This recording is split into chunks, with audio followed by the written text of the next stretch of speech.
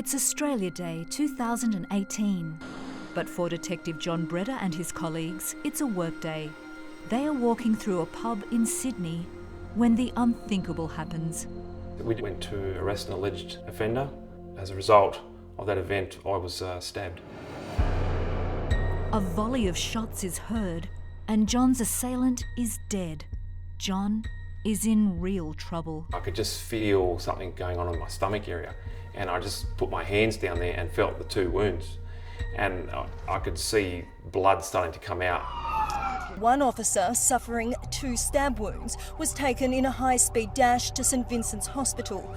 John was on the operating table, and the first thing that struck me was that there were all these blood-soaked swabs everywhere. It was obvious that there was blood loss from somewhere else in the abdomen.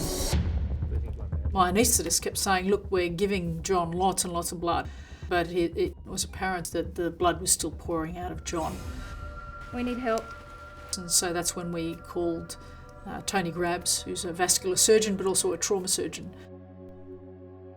When I arrived at the operation, it became fairly obvious to me early that we'd have to move tissue around to be able to get to the aorta and to the renal artery. And the only way that we were able to do that was actually opening up the chest. During the resuscitation, we processed approximately 15 litres of John's blood. So John essentially had his blood volume replaced almost 3 times.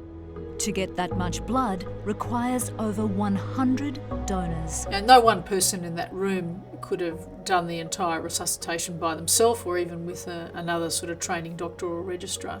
And in John's case, it was quite remarkable.